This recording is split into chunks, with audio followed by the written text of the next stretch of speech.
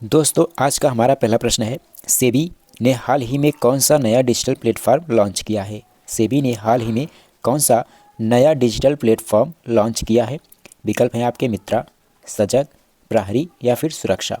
कौन सा विकल्प यहाँ पे सही हो जाएगा। दोस्तों यहाँ पे जो सही विकल्प हो जाएगा मित्रा हो जाएगा, विकल्प ए। दोस्तों भारतीय प्रतिभूति और विनिमय बोर्ड यानी सेबी ने mutual fund investment tracing and retrieval assistant MITRA नामक एक नया डिजिटल प्लेटफॉर्म लॉन्च किया है। मित्रा का लक्ष्य निवेशकों के निष्क्रिय या दावा न किए गए म्यूचुअल फंड फोलियो का पता लगाना और उन्हें पुनः प्राप्त करने में मदद करना है। इसका प्रबंधन computer age management services limited यानी कैम्स और KFIN टेक्नोलॉजीज लिमिटेड द्वारा किया जा रहा है। अगला प्रश्न है हमारा, हाल ही में फाय सागर झील का नाम बदल दिया गया है। यह झील किस राज्य में है। असम में है, राजस्थान में है, तमिलनाडु में है या फिर हिमाचल प्रदेश में है। तो यहाँ पे कौन सा विकल्प सही हो जाएगा। तो यहाँ पे विकल्प भी हमारा जो है सही हो जाएगा, राजस्थान में। ठीक है दोस्तों, राजस्थान सरकार ने अजमेर में 132 साल पुरानी फाय झील का नाम बदलकर वरुण सागर कर दिया है। इसका नाम झील बनाने वाले अंग्रेज इंजीनियर फोय के नाम पर रखा गया था। राजस्थान विधानसभा अध्यक्ष वासुदेव देवनानी ने कहा, नाम परिवर्तन गुलामी के प्रतीकों को हटाने और राष्ट्रीय गौरव को बढ़ावा देने के प्रयास को दर्शाता है। चलिए चलते हैं अगले प्रश्न की ओर। अगला प्रश्न है हमारा, हाल ही में किस देश में भारत के नए वाणिज्य दूतावास का उद्घाटन किया गया। फ्रांस, जर्मनी, अर्जेंटीना या फिर ब्राज़ील। कौन सा विकल्प यहाँ पे सही हो जाएगा। तो यहाँ पे जो सही विकल्प हो जाएगा फ्रांस। ठीक है दोस्तों, प्रधानमंत्री नरेंद्र मोदी और फ्रांस के राष्ट्रपति इमैनुअल मैक्रों ने 12 फरवरी 2025 को फ्रांस के मार्सिले में भारत के नए वाणिज्य दूतावास का उद्घाटन किया। इसे भारत फ्रांस संबंधों में एक महत्वपूर्ण कदम के रूप में देखा जा रहा है, जो सांस्कृतिक, आर्थिक और लोगों के बीच संबंधों को मजबूत करेगा। यह दूतावास दक्षिणी फ्रांस में बसे भारतीय प्रवासी समुदाय को सेवाएं प्रदान करेगा। अगला क्वेश्चन लेते हैं। अगला क्वेश्चन है हमारा, कॉन्स्टेंटाइन टेसोलस को हाल ही में किस देश का नया राष्ट्रपति चुना गया है। कॉन्स्टेंटाइन टेसोलस को हाल ही में किस देश का नया राष्ट्रपति चुना गया है। अर्जेंटीना का, उरुग्वे का, फिनलैंड का या फिर ग्रीस का। तो कौन सा विकल्प यहाँ पे सही हो जाएगा। विकल्प डी यहाँ पे हमारा सही हो जाएगा। दोस्तों हाल ही में ग्रीक संसद के पूर्व अध्यक्ष कॉन्स्टेंटाइन टेसोलस को ग्रीस के नए राष्ट्रपति के रूप में चुना गया है। ये कितने वर्ष के हैं। 65 वर्षीय टेसोलस ने 300 सदस्यीय संसद में 160 वोट हासिल किए, जो चौथे दौर के मतदान में आवश्यक 151 वोटों से अधिक था। वह कैटरीना सकेलारोपोलू का स्थान लेंगे, जिनका कार्यकाल मार्च में समाप्त हो रहा है। अगला है, हाल ही में किस भारतीय को ICC चैंपियंस ट्रॉफी 2025 के लिए इवेंट एम्बेसडर के रूप में नियुक्त किया गया है। कौन से वो भारतीय हैं। विकल्प हैं आपके सचिन तेंदुलकर, कपिल देव, युवराज सिंह या फिर शिखर धवन। कौन सा विकल्प यहाँ पे सही हो जाएगा। तो यहाँ पे जो सही विकल्प हो जाएगा हमारा विकल्प डी हो जाएगा, शिखर धवन। दोस्तों शिखर धवन को ICC चैंपियंस ट्रॉफी 2025 के लिए इवेंट एम्बेसडर के रूप में नियुक्त किया गया है। धवन के साथ साथ सरफराज अहमद, शेन वाटसन और टिम साउदी को यह जिम्मेदारी सौंपी गई है। अगला क्वेश्चन है हमारा, हाल ही में RBI ने रेपो रेट में कटौती कर कितना कर दिया है। विकल्प हैं आपके 6%, 6.25%, 6.50% या फिर 6.75%। कौन सा विकल्प यहाँ पे सही हो जाएगा। तो सही विकल्प हो जाएगा 6.25%। ठीक है, यहाँ पे कौन सा विकल्प हमारा सही हो जाएगा। विकल्प बी हमारा सही हो जाएगा। दोस्तों भारतीय रिजर्व बैंक, जिसे हम RBI कहते हैं, 7 फरवरी को रेपो रेट में 25 बेसिस पॉइंट यानी 0.25% की कटौती कर इसे 6.25% कर दिया। इससे होम, ऑटो और पर्सनल लोन सस्ते होंगे और EMI में भी राहत मिलेगी। महंगाई नियंत्रण में रही तो आगे और कटौती संभव है, जिससे कर्ज लेना और सस्ता हो सकता है। अगला क्वेश्चन है, 38वें राष्ट्रीय खेलों में पुरुषों की 50 मीटर राइफल 3 पोजीशन इवेंट में किसने गोल्ड मेडल जीता। विकल्प ए नीरज कुमार, विजय कुमार, सौरभ सिंह या फिर विजय शेखर। कौन सा विकल्प यहाँ पे सही हो जाएगा। तो यहाँ पे जो सही विकल्प हो जाएगा हमारा नीरज कुमार हो जाएगा, विकल्प ए हमारा यहाँ पे सही हो जाएगा। दोस्तों भारतीय नौसेना के नीरज कुमार ने उत्तराखंड में 38वें राष्ट्रीय खेलों में पुरुषों की 50 मीटर राइफल 3 पोजीशन स्पर्धा में जीत हासिल की। दोस्तों सर्विसेज स्पोर्ट्स कंट्रोल बोर्ड का प्रतिनिधित्व करने वाले 25 वर्षीय खिलाड़ी ने स्वर्ण पदक जीतने के लिए 464.1 का स्कोर हासिल किया था। अगला क्वेश्चन है, हाल ही में north east investment road show का उद्घाटन किसने किया? विकल्प हैं आपके अमित शाह, एस जयशंकर, ज्योतिरादित्य सिंधिया, अनुराग ठाकुर। कौन सा विकल्प यहाँ पे सही हो जाएगा? तो यहाँ पे जो सही विकल्प हो जाएगा हमारा विकल्प सी हो जाएगा, ज्योतिरादित्य सिंधिया।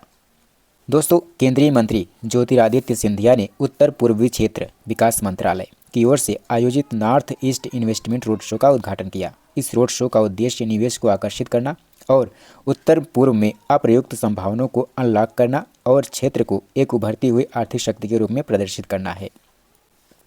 नेक्स्ट है, किस ऑस्ट्रेलियाई खिलाड़ी ने वनडे क्रिकेट से संन्यास की घोषणा की है? किस ऑस्ट्रेलियाई खिलाड़ी ने वनडे क्रिकेट से संन्यास की घोषणा की है? Cameron Green, Travis head, PAT Cummins या फिर मार्कस स्टोइनिस। तो यहाँ पे कौन सा विकल्प सही होगा? तो यहाँ पे मार्कस स्टोइनिस ने संन्यास की घोषणा की है। कहाँ के खिलाड़ी हैं? ऑस्ट्रेलिया के खिलाड़ी हैं।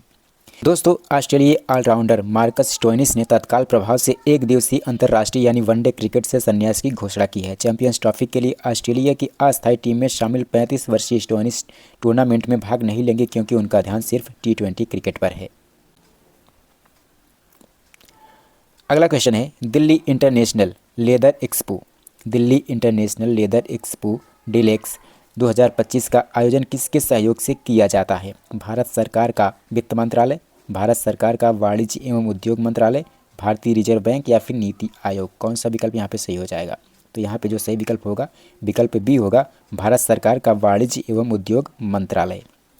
दोस्तों, दिल्ली इंटरनेशनल लेदर एक्सपो का छठा संस्करण 20-21 फरवरी 2025 को India international convention and expo centre IICC Dwarka नई दिल्ली में होगा। यह कार्यक्रम भारत सरकार के वाणिज्य एवं उद्योग मंत्रालय के सहयोग से चमड़ा निर्यात परिषद CLE द्वारा आयोजित किया जाता है। नेक्स्ट है, प्रधानमंत्री योग पुरस्कार 2025 का आयोजन किस मंत्रालय द्वारा किया जा रहा है? प्रधानमंत्री योग पुरस्कार 2025 का आयोजन किस मंत्रालय द्वारा किया जा रहा है? गृह मंत्रालय, विदेश मंत्रालय, आयुष मंत्रालय या फिर पंचायती राज मंत्रालय। तो विकल्प सी यहाँ पे सही हो जाएगा, आयुष मंत्रालय के द्वारा। दोस्तों, आयुष मंत्रालय द्वारा प्रधानमंत्री योग पुरस्कार 2025 की घोषणा की गई है। नामांकन अब 31 मार्च 2025 तक खुले हैं। ये पुरस्कार 21 जून को प्रतिवर्ष मनाए जाने वाले अंतर्राष्ट्रीय योग दिवस पर प्रदान किए जाएंगे। नेक्स्ट है, नई दिल्ली में आदि महोत्सव 2025 का उद्घाटन किसने किया? नई दिल्ली में आदि महोत्सव 2025 का उद्घाटन किसने किया? राष्ट्रपति द्रौपदी मुर्मू, नरेंद्र मोदी, राजनाथ सिंह या फिर अमित शाह। कौन सा विकल्प सही होगा? तो यहाँ पे विकल्प ये हमारा सही हो जाएगा, द्रौपदी मुर्मू, भारत की राष्ट्रपति। दोस्तों, राष्ट्रपति द्रौपदी मुर्मू ने 16 फरवरी 2025 को नई दिल्ली के मेजर ध्यानचंद नेशनल स्टेडियम में आदि महोत्सव 2025 का उद्घाटन किया। यह महोत्सव 16 से 24 फरवरी तक आयोजित हो रहा है, जिसमें 30 से अधिक राज्यों और केंद्र शासित प्रदेशों के 600 से अधिक जनजातीय कारीगर, 500 प्रदर्शनकारी कलाकार और 25 खाद्य स्टॉल शामिल होंगे। अगला क्वेश्चन है, विश्व नंबर 1 टेनिस खिलाड़ी जॉनी सिनर को वाडा द्वारा कितने महीनों के लिए निलंबित किया गया है? 2 महीने, 3 महीने, 4 महीने या फिर 6 महीने। तो सही विकल्प हो जाएगा यहाँ पे 3 महीने, विकल्प बी यहाँ पे हमारा सही हो जाएगा। दोस्तों, विश्व के नंबर 1 टेनिस खिलाड़ी जॉनी सिनर ने वर्ल्ड एंटी डोपिंग एजेंसी यानी वाडा WADA के साथ समझौता करते हुए 3 महीने का निलंबन स्वीकार किया है। यह निलंबन 9 फरवरी 2025 से 4 मई 2025 तक प्रभावी रहेगा, जिससे सिनर मियामी, मोंटे कार्लो और मैड्रिड मास्टर्स 1000 टूर्नामेंट में भाग नहीं ले पाएंगी, लेकिन फ्रेंच ओपन से पहले प्रतिस्पर्धा में लौटने की उम्मीद है। अगला क्वेश्चन है, भारत संयुक्त सैन्य अभ्यास धर्म गार्जियन के छठे संस्करण का आयोजन किस देश के साथ कर रहा है? वियतनाम, रूस, सिंगापुर या फिर जापान। कौन सा विकल्प यहाँ पे सही होगा? तो सही विकल्प हो जाएगा यहाँ पे जापान, विकल्प डी। दोस्तों, भारत और जापान 25 फरवरी से 9 मार्च 2025 तक जापान के माउंट फूजी में संयुक्त सैन्य अभ्यास धर्म गार्जियन का छठा संस्करण आयोजित करने के लिए तैयार है। इस वार्षिक अभ्यास का उद्देश्य संयुक्त राष्ट्र के आदेश के तहत संयुक्त शहरी युद्ध और आतंकवाद विरोधी अभियानों पर ध्यान केंद्रित करते हुए भारतीय सेना और Japan ground self defence force के बीच सहयोग बढ़ाना है। अगला क्वेश्चन है, ICC चैंपियंस ट्रॉफी 2025 विजेता के लिए कितने $US की घोषणा की गई है? 2.14 मिलियन, 2.24 मिलियन, 2.34 मिलियन या फिर 2.44 मिलियन। तो सही विकल्प हो जाएगा यहाँ पे कौन सा? 2.24, विकल्प बी यहाँ पे हमारा सही हो जाएगा, 2.24 मिलियन। दोस्तों, अंतर्राष्ट्रीय क्रिकेट परिषद ICC ने चैंपियंस ट्रॉफी 2025 के लिए पुरस्कार राशि की घोषणा कर दी है, जिसमें विजेता टीम को 2.24 मिलियन अमेरिकी डॉलर लगभग 20 करोड़ रुपए प्रदान किए जाएंगे। उपविजेता टीम को 1.12 मिलियन अमेरिकी डॉलर लगभग 10 करोड़ रुपए मिलेंगे। सेमीफाइनल में हारने वाली प्रत्येक टीम को 5,60,000 अमेरिकी डॉलर लगभग 5 करोड़ रुपए की राशि प्रदान की जाएगी।